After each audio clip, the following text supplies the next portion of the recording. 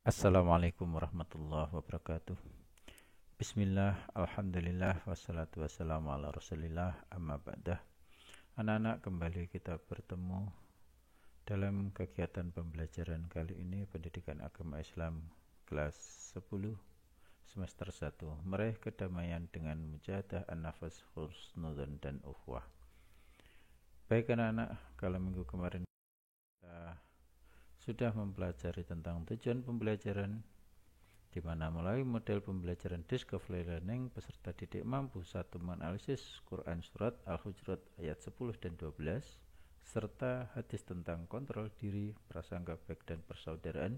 Dua, membaca Quran surat Al-Hujurat ayat 10 dan 12 sesuai dengan kaidah tajwid dan makharijul huruf. Yang ketiga, mendemonstrasikan hafalan Quran surat Al-Hujurat ayat 10 dan 12 dengan fasih dan lancar. Yang keempat, menunjukkan perilaku kontrol diri, prasangka baik dan persaudaraan. Baik anak-anak, minggu kemarin kita telah menghafalkan Quran surat Al-Mujahadah, Quran surat Al-Hujurat ayat 12. Marilah sejenak kita lihat ayat tersebut. Nah, pada materi kali ini kita adalah menganalisis tentang hukum-hukum bacaan yang terdapat dalam Quran surat Al-Hujurat ayat 12. Tolong ayat ini dihafalkan dan kita gunakan untuk sesekali waktu melaksanakan sholat kita baca setelah surat Al-Fatihah. Baik, kita di sini akan melaksanakan kegiatan pembelajaran yaitu mengidentifikasi hukum bacaan tajwid Quran surat Al-Hujurat ayat 12, di mana di dalamnya terdapat mat tabi'i, qalqalah sughra, idgham bi gunah, ikhfa syafawi, mat iwat dan idgham bila gunah. Mari lihat. Yang pertama adalah pembagian mat. Istilah mat menurut bahasa berarti panjang atau tambahan, sedangkan menurut istilah mat berarti memanjangkan suara pada satu harokat huruf bertemu dengan huruf mat. Mat dibagi menjadi dua, yang pertama adalah mat asli atau mat tabi'i, yang kedua adalah mat far'i. Mat tabi'i atau mat asli yaitu mat berarti panjang sedangkan tabi'i berarti biasa. Adapun cara membaca dari mat tabi'i ini adalah dibaca panjang dua harokat atau satu alif. Mat asli atau mat tabi'i terjadi dalam tiga keadaan. Yang pertama, apabila mat tabi'i atau mat asli yaitu apabila huruf alif terletak sesudah fathah. Jadi apabila ada alif setelah fathah, jadi maka itu adalah mat tabi'i. Contoh maliki, di mana mim fathah bertemu dengan alif, maka hukum bacanya adalah mat tabi'i. Keadaan yang kedua adalah apabila huruf ya sukun sesudah harokat kasrah. Jadi apabila ada ya sukun sesudah harokat kasrah, maka hukum bacanya adalah mat tabi'i atau mat asli. Contoh ar-rahim, di mana ha kasrah bertemu dengan ya mati. Yang ketiga adalah apabila waw mati atau waw sukun sesudah dhammah. Jadi apabila ada waw sukun sudah dhammah, maka hukum bacanya mat tabi'i atau mat asli. Contoh muflihun, di mana ha dhammah bertemu dengan waw mati. Bagaimana anak-anak? Sudah bisa dimengerti? Saya harap kalian bisa mengerti. Yang berikutnya adalah qalqalah. Qalqalah adalah gelombang atau pantulan suara dengan tiba-tiba sehingga suaranya terdengar terbalik atau terdengar memantul. Huruf-huruf qalqalah ada 5, yaitu waf, ta, ba, jim, dal. Apa?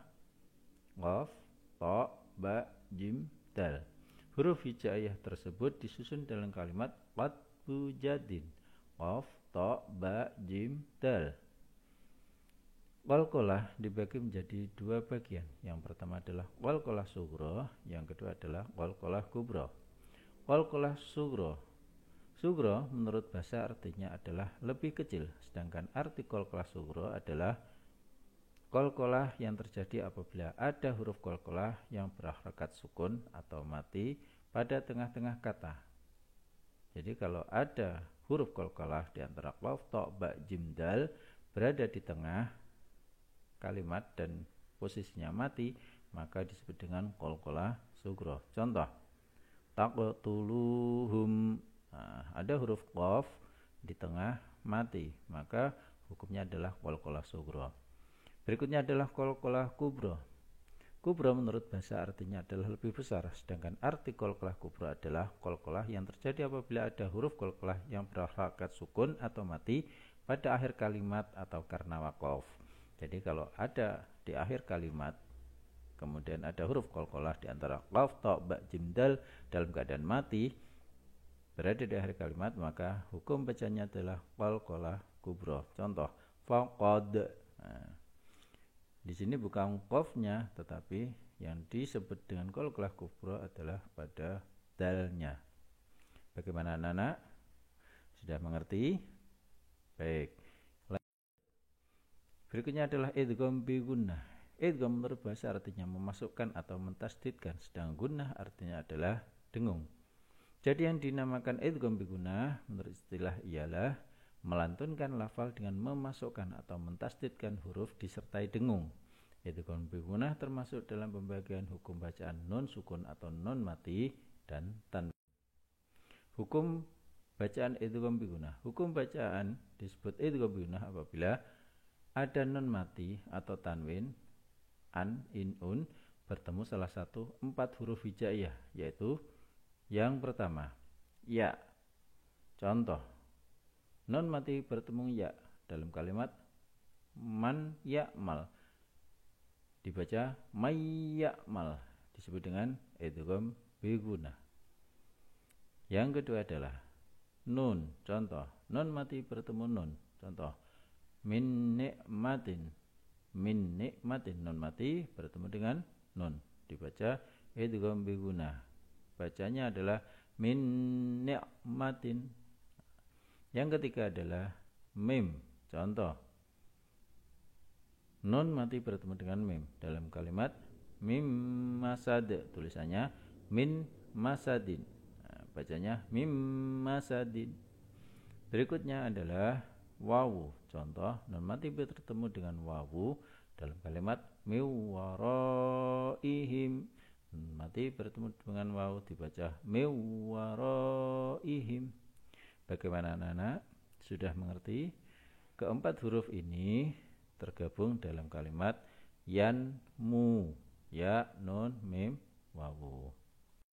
Baik, demikian pertemuan kita kali ini. Semoga bisa memberikan manfaat yang sebesar-besarnya. Terima kasih atas perhatiannya. Saya akhiri, wassalamualaikum warahmatullahi wabarakatuh.